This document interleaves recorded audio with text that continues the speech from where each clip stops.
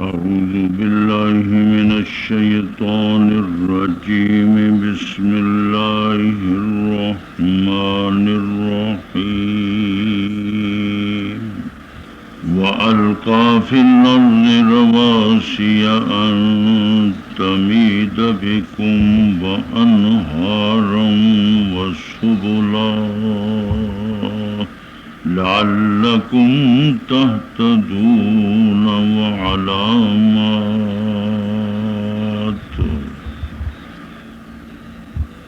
وبالنجم هم يهتدون.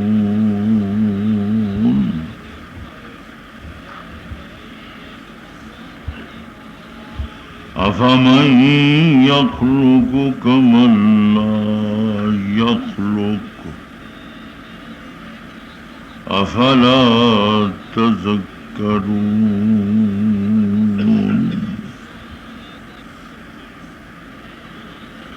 وإن تعدوا نعمة الله لا تحصوها إن الله لغفور رحيم.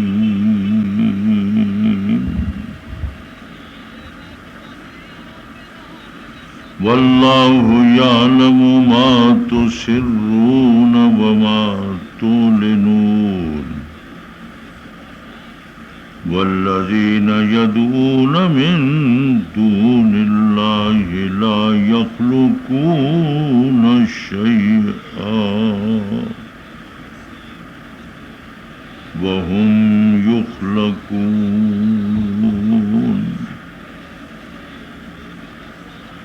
أموات غير أحياء وما يشعرون أيان يبعثون.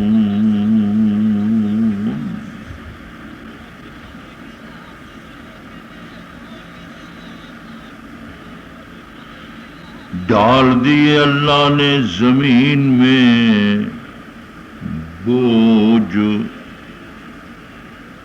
پہاڑیاں، تاکہ نہ جھک پڑے تمہیں لے کر ایک طرف کو، اور پیدا فرما دی اللہ نے نہریں، ندیاں، دریا اور راستے بنا دیے تاکہ تم رہ پاؤ دوسرے ملکوں تک جانے کے لیے، اور نشانات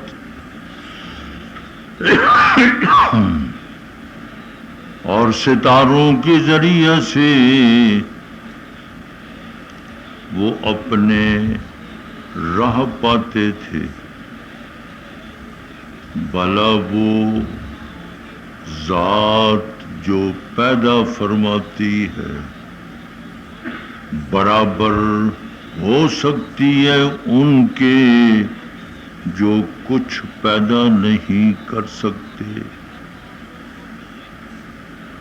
کیا تمہیں سوچ نہیں آتی، فکر نہیں آتی؟ اگر گنو تم اللہ کی نعمتوں کو، نہیں گن پاتے ان کو۔ بے شک اللہ بخشنے والا مہربان ہے۔ اللہ جانتا ہے جو کچھ تم چھپاتے ہو اور جو کچھ تم ظاہر کرتے ہو۔ اور جن کو پکارتے ہیں سوائے اللہ کے، جن معبودوں کو پکارتے ہیں سوائے اللہ کے، نہیں پیدا کر سکتے وہ معبود ذرہ بھر کوئی چیز، وہ خود مخلوق ہیں، مردے ہیں، زندہ نہیں، نہیں جانتے نہیں شعور ان کو کب اٹھائے جائیں گے وہ۔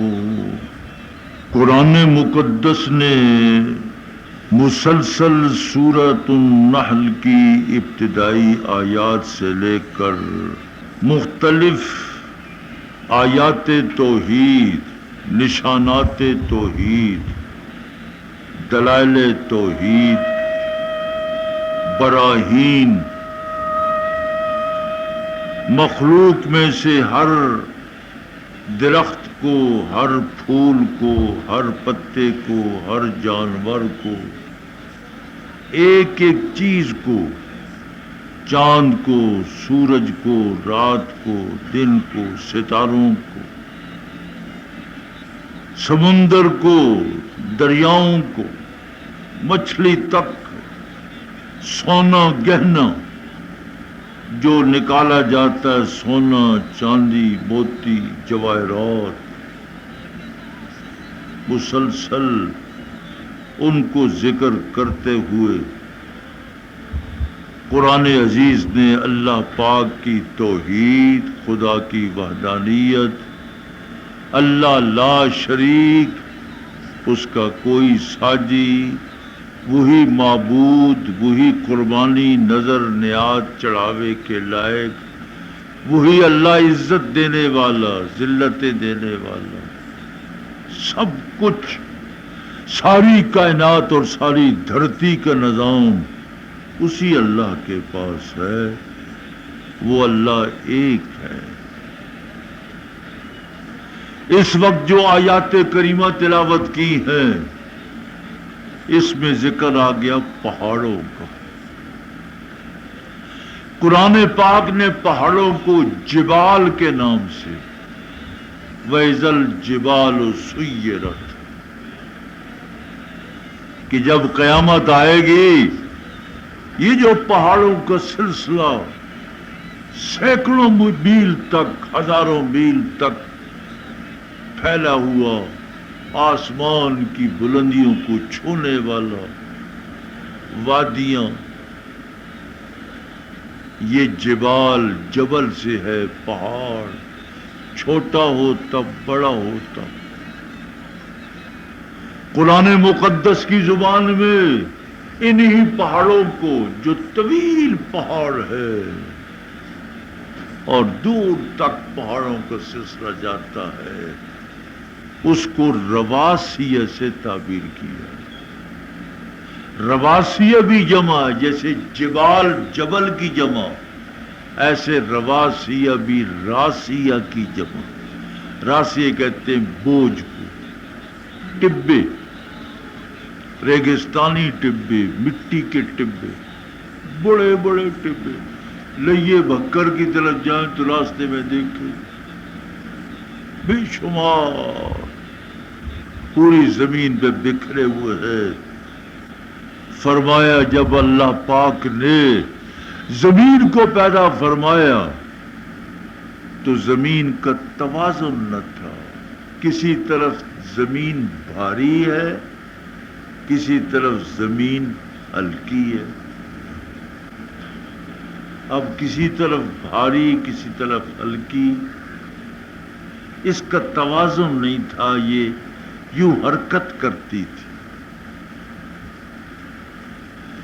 اگر زمین کو اللہ تبارک و تعالیٰ اسی طرح بدستور رہنے دیتا ہو تو یہ آج آپ کو آبادیاں نظر نہ آتی۔ دیکھو سینکڑوں میل آبادیاں ہیں،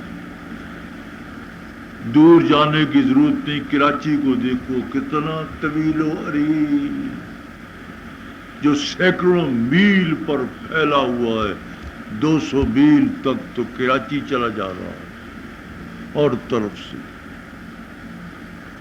اور بھاری بھاری عمارتیں، 20 منزل، 75 منزل، 100 منزل، بڑی بلند بلند بالا بالا عمارتیں بن رہی ہیں۔ اگر زمین بدستور اپنی حالت پر ہوتی، جب یہ حرکت کرتی، حرکت کرتے ہی سب کچھ ختم۔ جس کا نظارہ ہم نے 2004 میں یا 2006 میں، تو یہ کشمیر کے اندر اور ہزارہ ڈویژن میں وہ جو زلزلہ آیا، آنن فانن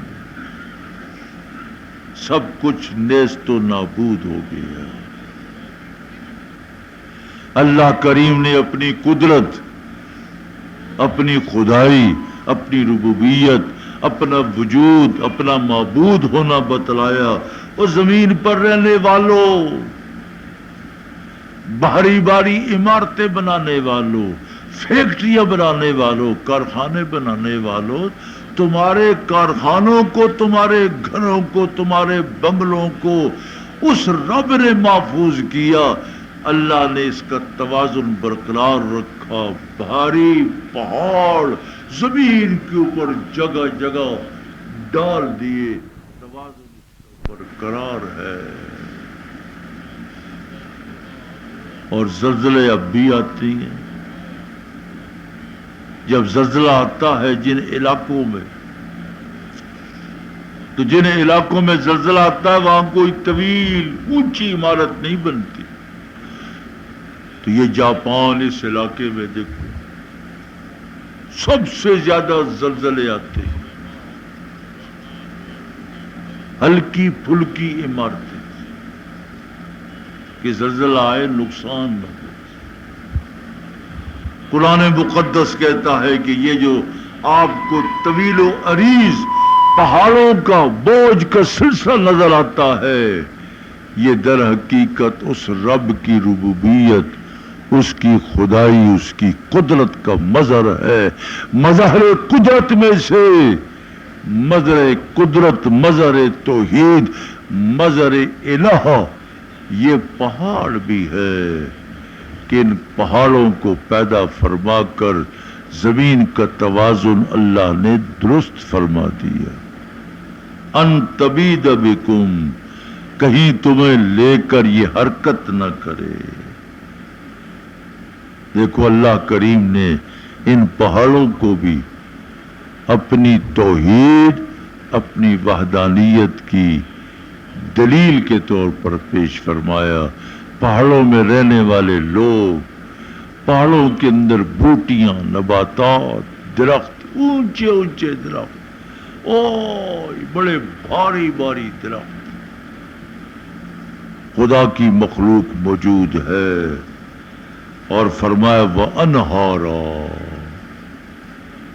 یہاں قرآن کی زبان میں جو دریا، جن کو ہم دریا کہتے ہیں، دریائے دجلہ ہے، دریائے سندھ ہے، دریائے جہلم ہے، چناب ہے، راوی ہے، ستلج ہے، دریائے گنگا ہے۔ دیکھو ان دریاؤں کو تو جغرافیائی طور پر جس طرف بھی سمندر ہوگا،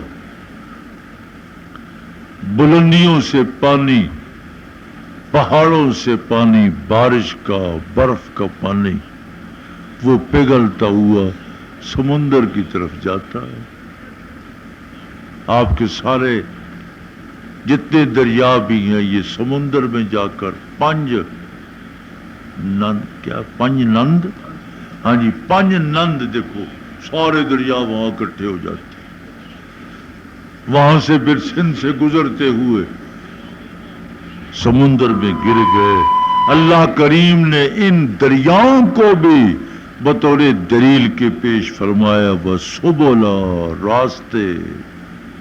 آج تو دنیا، ملک متمدن ہے، تمدن ہے، تہذیب ہے، نظم ہے، ضبط ہے، ایک دستور ہے، قانون ہے، ترقی عروج کیا ملکوں نے، سڑکیں بن گئیں، شاہراہیں بن گئیں، ریل بچھ گئی، ریل کی پٹڑی بچھی ہوئی ہے، بڑے بڑی وہ موٹر وے بنی ہوئی ہے، ان موٹر وے کے ذریعے سے آپ جا رہے ہیں، جیسے ایک سیلاب کی طرح گاڑیاں آ رہی ہیں، جا رہی ہیں۔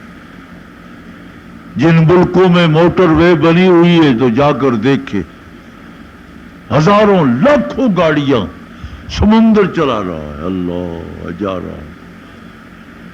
تو ترقی یافتہ ملکوں میں اللہ نے اس کو دلیل کے طور پر بس سبلا راستے بنائے۔ کیوں بنائے؟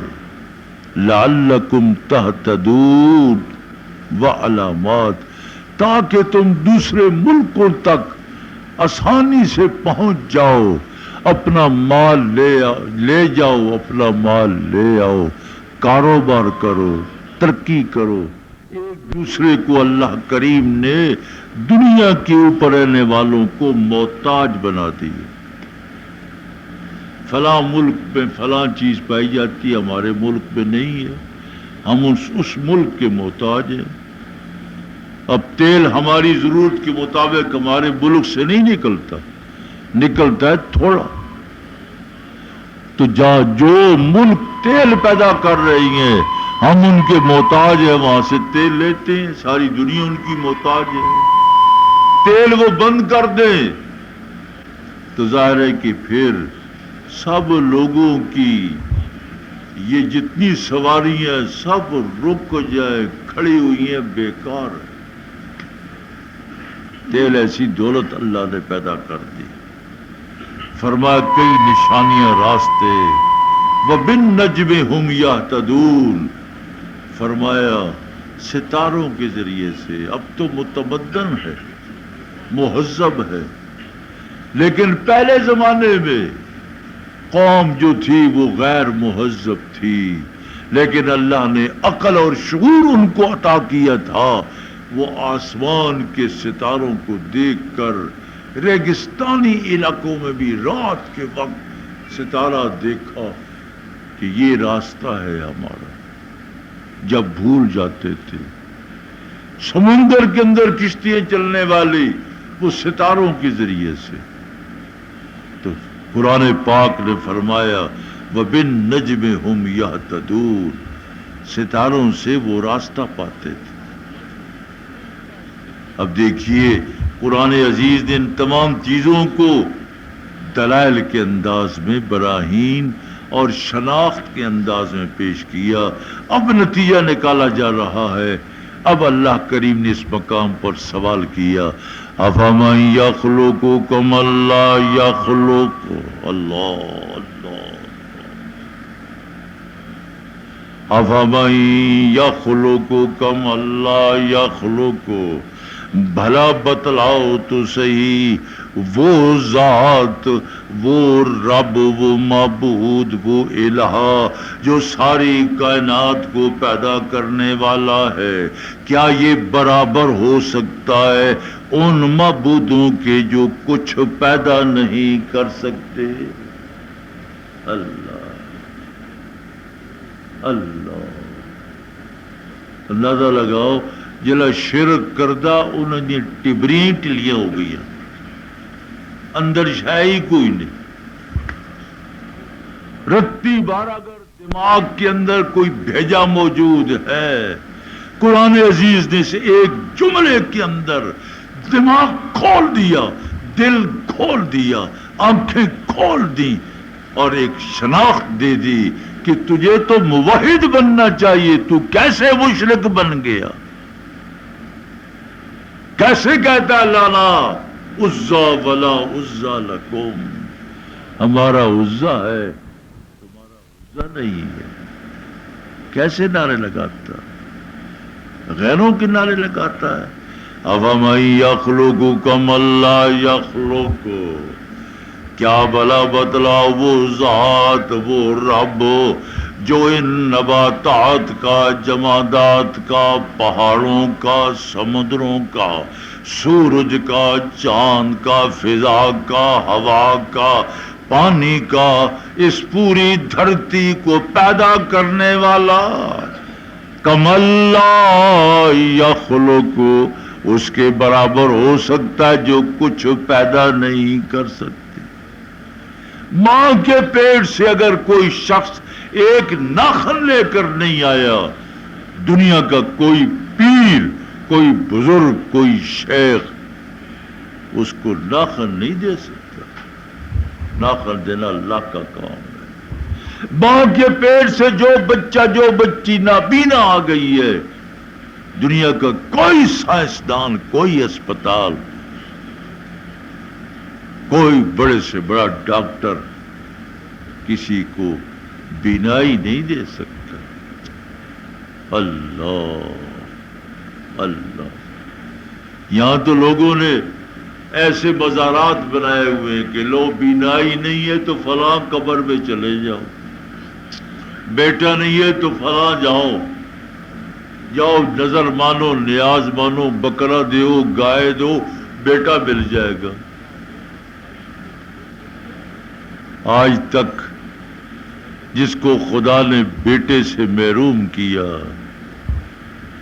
کہیں کسی مزار سے کسی اللہ والے نے، وہ اللہ والے ضرور ہے، خدا کے مقرب ضرور ہے، وہ نیک ہیں، ولی ہے، سب کچھ، لیکن وہ بیٹے نہیں دے سکتے،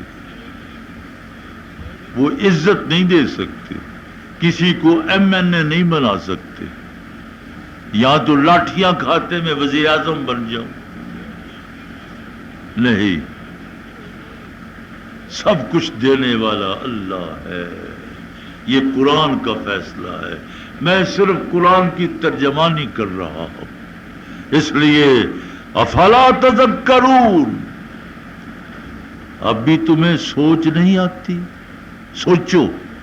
اللہ قرآن سوچ، فکر، نظر کی دعوت دیتا ہے. عقل، شعور جو خدا داد چیز ہے اس کو حرکت دو. مشینری چلاؤ، عقل کی مشینری چلا کر، اپنے دماغ والا کمپیوٹر چلا کر سوچو. اس پیمانے پہ پرکھو، اس ترازو پہ پرکھو. اگر پرکھو گے تو تمہیں سمجھ آ جائے گی کہ اللہ کے برابر مخلوق میں سے کوئی نہیں، کوئی نہیں، کوئی نہیں. اور آگے قرآن پاک نے پھر تنبیہ فرما دی، وَإِن تَعُدُّوا نِعْمَتَ اللَّهِ لَا تُحْصُوهَا. اگر تم اللہ کی نعمتوں کو گننا چاہو. یہ بھی بند کر دو ذرا، یہ آواز سپیکر کی آواز جو خراب، بند کر دے ذرا. کیوں قاری صاحب کی گل ہے؟ کیوں یہ سپیکر سانو خراب کر رہے ہیں؟ بار بار کیوں بولتا ہے؟ اللہ وَإِن تَعُدُّوا نِعْمَتَ اللَّهِ لَا تُحْصُوهَا. اللہ کی نعمتوں کو گننا چاہو، صبح سے شام تک، شام سے صبح تک، پھر شام تک مسلسل گنتے رہو، گنتے رہو. لا تحصوها، کوئی گن نہیں سکتا. بے شمار نعمتوں سے اس رب کائنات نے بنی نو انسان کو نوازا ہے. غیر محدود، غیر متناہی نعمتوں کو ہم استعمال کرتے ہوئے پھر ہم اس اللہ کی ذات کے ساتھ دوسروں کو شریک ٹھہرا کر سب کچھ برباد کر دیتے ہیں. ان الشرک لظلم عظیم. شرک بڑا ظلم ہے، شرک بڑا ظلم ہے. فرمایا اللہ پاک ہر گناہ کو معاف کر دے گا، لیکن اللہ پاک شرک کو معاف نہیں کرے گا. کیسے اللہ معاف کرے؟ ہم نے اگر خدا کے برابر کسی کو ٹھہرایا ہے، اللہ معاف کرے گا. ایک بیوی جب وہ سنتی ہے کہ میرے خاوند میرے شوہر نے دوسری شادی کر لی ہے، گھر کو سر پہ اٹھا لیتی ہے، چیختی ہے، چلاتی ہے، شور کرتی ہے، لو میری سوکن، آئے آئے میرے برابر میرے خاوند کے حقوق میں شریک ہو گئی. ایک سوکن اپنی سوکن کو خاوند کے معامل میں برداشت نہیں کر سکتی. اور رب کیسے برداشت کرے کہ کھاتا میرا ہے پیتا میرا ہے سب کچھ میں نے دیا پھر کہتا ہے لنا عزا ولا عزا لکم. کیسے؟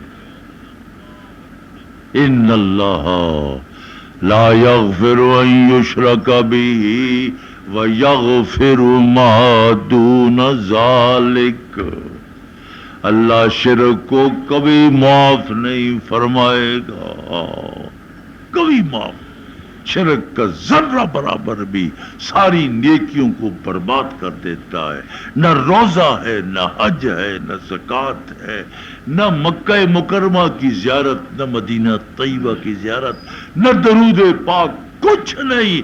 شرک ہے تو شرک کی وجہ سے ایسا ہی معاملہ جیسے پانی پہ کوئی محل بنا رہا ہے، لکیریں کھینچ رہا ہے، خط لکھ رہا ہے.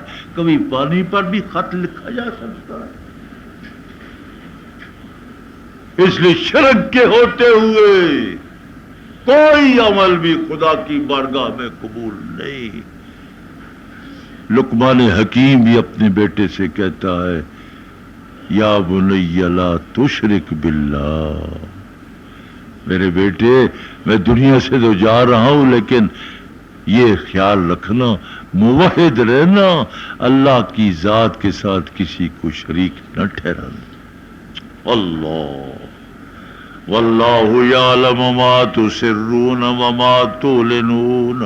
جو کچھ تم اپنے دل میں جی میں چھپاتے ہو، جو کچھ ظاہر کرتے ہو، اللہ جاننے والا ہے. اللہ جانتا. نہ پیغمبر کو علم، نہ ولی کو علم، نہ استاذ کو علم، نہ شیخ کو علم، نہ مفتی کو علم، نہ کسی سائنسدان کو علم. سب کچھ تمہارے دلوں میں کیا ہے اللہ کو پتا ہے. میرے دل میں کیا ہے اللہ کو پتا ہے. تم میں سے کسی کو کوئی خبر نہیں. جو ظاہر کریں گے زبان سے وہی پتہ لگے گا. جو ظاہر کرتے ہو چھپاتے ہو اللہ کو پتا ہے.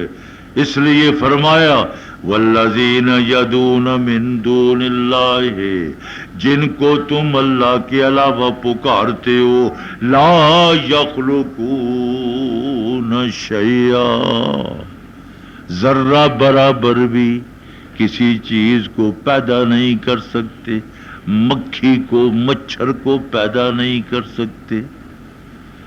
وہ تو نظر نیاز چڑھاوا جو تم نے ان کے سامنے رکھا ہے، مکھیاں کھا رہی ہیں، مکھی کو دور نہیں کر سکتے. قرآن عزیز کہتا ہے، فرمایا وَهُمْ يُخْلَقُونَ، وہ خود مخلوق ہے، وہ خود محتاج ہے.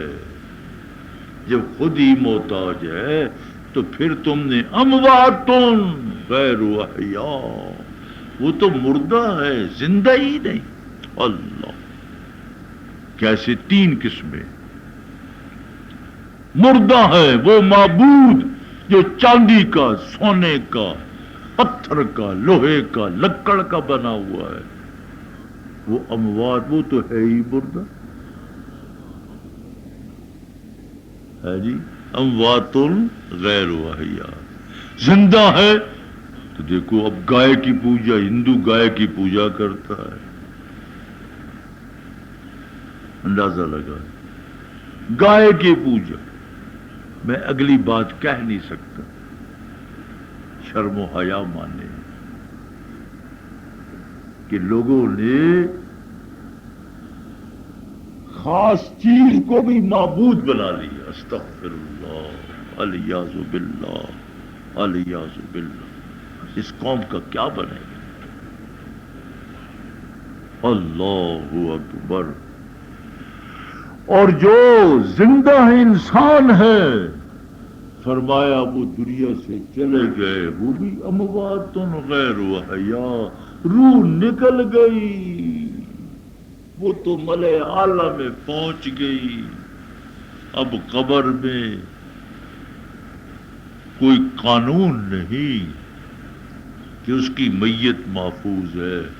صرف شہداء کے بارے میں کہ اللہ نے ان کو زندگی عطا کی ہے، لیکن زمین زمین میں فرق ہے۔ ہمارا بڑا قبرستان ہے، وہ گور کن جو قبر کھودتا ہے اس سے پوچھو، 6 مہینے بھی نہیں نکلتے صفائی ہو جاتی۔ مکہ مکرمہ جنت المالا میں وہاں تو مثال ہی ڈال، قبریں بھری ہوئی ہے،